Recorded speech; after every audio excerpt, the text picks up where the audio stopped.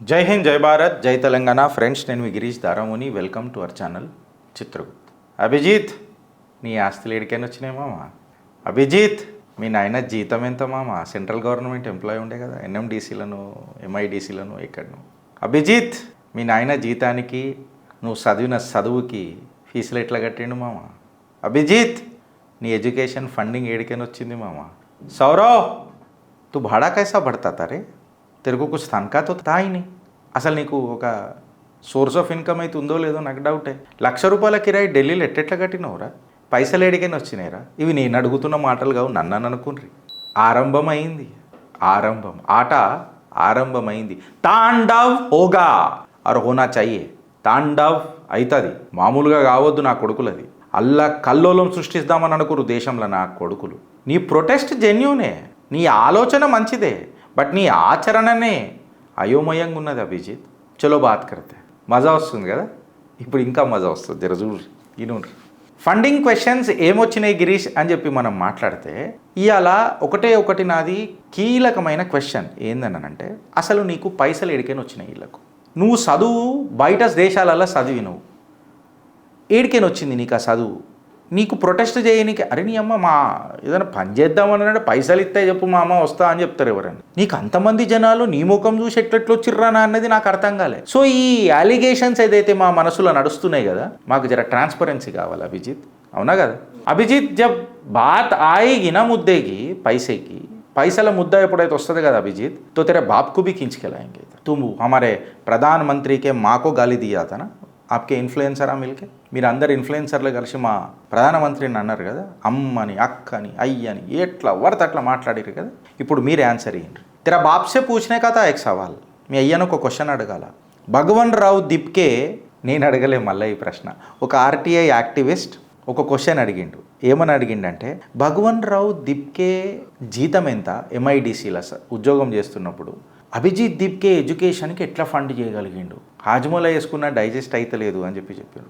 సడన్గా నీ ముఖం ఏం చూసిండ్రో నాకు అర్థం కాలే. కపిల్ సిబ్బల్ నీకు 1 crore లీగల్ ఫండ్ ఎట్లా ఇస్తానన్నాడు?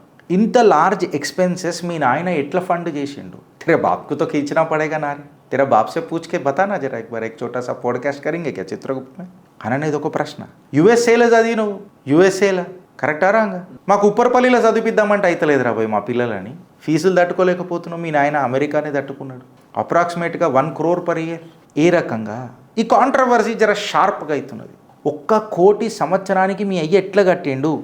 మీ అయ్య ఇన్కమ్ ఏంది, సోర్స్ ఏంది, నీకున్న ఆస్తులేంది, జరగ అవన్నీ డిస్క్లోజర్ చేయాలి కదా. ఎక్స్పెండిచర్లు కూడా మాకు తెలవాలి కదా, కరెక్టా రాంగా?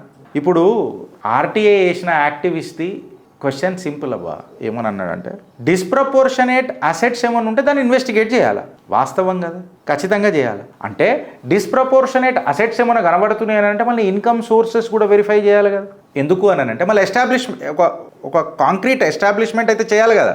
అంటే నీ మనీ ఫ్లో ఏదైతుందో అది లీగలా, మళ్ళీ నువ్వు ప్రభుత్వానికి డిస్క్లోజ్ చేసినవా, అది అకౌంటబులా, ఈ ఫండ్ సోర్స్ అనేది ఏందన్నది చెప్పాలి కదరా అభిజిత్గా, కరెక్టా రాంగా? నేను ఇలా జెన్ జీని అడుగుతున్నా. నువ్వు వచ్చినావు, నువ్వు మాట్లాడినావు, నువ్వు ప్రొటెస్ట్ చేసినావు, నువ్వు కేసులు పెట్టుకున్నావు. ఈడు పైసలు సంపాదించుకుండు, పోస్టర్ బాయ్ అయిండు. ఈడు ఫండ్ మేనేజ్మెంట్ అనేది మనం తెలుసుకోవాలా లేదా అని ఈ ఆరోపణలకు వాడు ఆన్సర్ ఇవ్వాలన్నా వద్దా? జబ్ ప్రధాన్ ధర్మేంద్ర ప్రధాన్ ఇస్తిఫా మాంగతే హో ఆప్ లోగ్ తో తుమ్ ఏక్ హిసాబ్ పూచ్ రహే హో. బీజేపీ ఇదంతా పొలిటికల్ వెండేటా అని అయ్యా ఎడికైనా వచ్చింది మళ్ళీ పైసలు. ఇదంతా ఎడికైనా వచ్చింది చెప్పాలి కదా. పొలిటికల్ వెండేటా అవి ఇవని అంటే కుదరదు. నీ ఫ్యామిలీ నుంచి జరా ఇంకొక అడుగు ముందేద్దాం అభిజిత్. अब तेरा ఫ్యామిలీ को थोड़ा बख्श देंगे, छोड़ देंगे. నెక్స్ట్ స్టేజ్, నీ ఫ్యామిలీ ఫండింగ్ జర పక్కకు పెడితే ప్రొటెస్ట్ ఫండింగ్ కూడా ఆలోచించాలి కదా. జంతర్ మంతర్ దగ్గర జరిగిన ఈ ప్రొటెస్ట్లా పైసలు ఎడికైనా వచ్చినాయి? ఒకడు స్వచ్ఛందంగా వచ్చి దీని అమ్మ జీవితం 4 పూటల బిర్యానీలు పెడుతున్నాడు. అంటే ఎవడు వీళ్ళకు టికెట్ పైసలు? ఇన్ఫ్లుయెన్సర్లు. ఆ రూపాయి ఇయ్యకపోతే వాళ్ళు రారు. ఫోన్లు కాదు కదా, మెసేజ్లకు రిప్లై అయ్యారు ఇన్ఫ్లుయెన్సర్లు. వీళ్ళు ఢిల్లీకి ఫ్లైట్ కట్టుకొని పోయినరు అని అంటే వీళ్ళకు ఫండింగ్ ఎవరు చేసారు? లాజిస్టిక్స్. వీళ్ళని ఎవరు ఎట్లా మొబిలైజ్ చేసారు? ఎవరున్నారు ఆర్గనైజేషన్ అనేది డిస్కషన్ చేయాలన్నా వద్దా friends? Saurav Das property angle కూడా ఒకసారి చూద్దాం. నాకు అది రైట్ యాంగిల్ అనిపిస్తలే. సౌరవ్ యాంగిల్లో చూస్తే అన్నీ కరెక్ట్ అనిపిస్తలే. ఢిల్లీలో ఒక ప్రాపర్టీ లీజ్ తీసుకున్నావు, ₹1,00,000 కిరాయి కడుతున్నావు. నీ సోర్స్ ఆఫ్ ఇన్కమ్ ఏంది? అరే నీ అమ్మ మేము కొంచెమో గొప్పను ఉద్యోగాలు చేసి ఆడ చేసి ఈడ స్టేజ్కి వచ్చి ఇంత చేసి ఇది నడపాలంటేనే శనిగి షాప్ అయ్యి షార్ట్ అంత క్యూఆర్ కోడ్ పెట్టుకుంటున్నావు. అర్థమైందా? నీకు ఏది లేకుండా నువ్వు సడన్గా వచ్చేసి డడ్డనగర డింకా కొట్టేసి మొత్తం నువ్వు నడిపించినావు అని అంటే నా ఆలోచన మాత్రమే పాసిబుల్ ఫైనాన్షియల్ ఇర్రెగ్యులారిటీస్ ఏమన్నా ఉన్నాయా, లేకపోతే నా అపనమ్మకం గిరీష్ తూ ఢక్కన్ ఆద్మీ అని చెప్పి నువ్వు ట్రోల్ చేయను. నువ్వు కూడా కడిగిన ముత్యం లెక్క బయటికి రావాలన్నది నా ఆశ. నీ ఫారిన్ లింక్డ్ ఏమన్నా ఫండ్స్ ఉంటేనే నాకు ప్రాబ్లం. ఇప్పుడు నాకు క్వశ్చన్ ఏందనంటే సౌరవ్కి లేకపోతే అభిజిత్కి ఫండ్స్ 2 రకాలుగా వచ్చి ఉంటాయి. మీకు ఒకటేమో మీకు డొనేషన్స్ రూపంలో వచ్చినాయి అని అంటే మళ్ళీ FCRA కంప్లయన్స్ ఉన్నదా? కరెక్టరా? డొనేషన్స్ వస్తాయి కదా, FCRA కంప్లయన్స్ ఉన్నదా? ఫారిన్ ఫండింగ్ కదా. లోకల్ ఫండింగ్ ఏదైనా ఉంటే ఐటీ వాళ్ళు చూసుకుంటారు, అది వేరే విషయం. కానీ బట్ ఫారిన్ ఫండింగ్ వచ్చినప్పుడు do you have FCRA compliance? Second, పోనీ నువ్వు ఉద్యోగం చేస్తావు, నీ శాలరీ బంపర్ ఉన్నది అని అంటే మళ్ళీ ఇన్కమ్ ట్యాక్స్ రికార్డ్స్ ఏంది, పే స్లిప్లు ఏమైనా ప్రొవైడ్ చేయగలుగుతావా? చూపెట్టాలి కదా. ఆధారాలు నిరాధారంగా ఉండలేవు కదా. నేను అడిగిన ప్రశ్నలే ఇవి. ఈ ప్రశ్నలకు కడిగిన ముత్యంల లెక్క కాక్రోచులు బయటికి రావాలన్నా వద్దా? And it is a time for the cockroaches to share their approach towards this. ఎందుకు అని అంటే జార్ఖండ్లో కూడా ప్రొటెస్ట్ నడుస్తున్నది. ఓ పెద్ద paper leak scam, job scam అని చెప్పి నడుస్తున్నది. ఆడ కూడా ప్రధానమంత్రి తల్లిదండ్రులను సర్కారుకి పడిపోవాలా, ప్రొటెస్ట్ అట్లా జరుగుతలేవు. పీస్ఫుల్గా ఉన్నది, క్వశ్చన్ చేస్తున్నారు, సెలెక్టివ్ క్రిటిసిజం నడుస్తుంది జార్ఖండ్లో. బట్ అది ఇక్కడ ఇట్లొచ్చింది అని చెప్పి చెప్తున్నా. ఇప్పుడు నేనేం అడుగుతున్నా, మళ్ళీ జార్ఖండ్లో ప్రొటెస్ట్ అయితే మీరు అందరు ఎందుకు పోతలేరురా? ఢిల్లీలో జంతర్ దొరికింది, జార్ఖండ్లో మంత్రం దొరుకుతలేదా? చెప్పురు. వీళ్ళు అడుగుతున్న విషయానికి ఎవడు ఆన్సర్ చెప్తాడు అని అంటున్నా. అంటే జార్ఖండ్లో నీరు గారిపోతున్న ఉద్యమానికి ఢిల్లీలో ఇంధనం ఎట్లా పోసిండ్రు వీళ్ళు అనే క్వశ్చన్స్ నాకు వస్తున్నాయి కదా. ఇప్పుడు రుచికా సింగ్ ఎపిసోడ్ కూడా మనం తీసుకొని చూస్తే ఒక నరేటివ్ మ్యానిపులేషన్, మాకు ఈ పిల్ల కావాలా అని చెప్పి దేశం మొత్తం కోనే పోయి అని చెప్పి మేము కూడా చిత్రగుప్తులో ఫోటోలు పెట్టి నడిపించినాం. ఇయ్యాలా ఐఎమ్ సారీ అని చెప్పి ఆ ఫేస్ మ్యాచ్ అయితే లేదు. నాకు తెలిసి ఆ పిల్ల చెల్లెలతో మాట్లాడిపించింది అని చెప్పి సోషల్ మీడియాలో నడుస్తున్నది.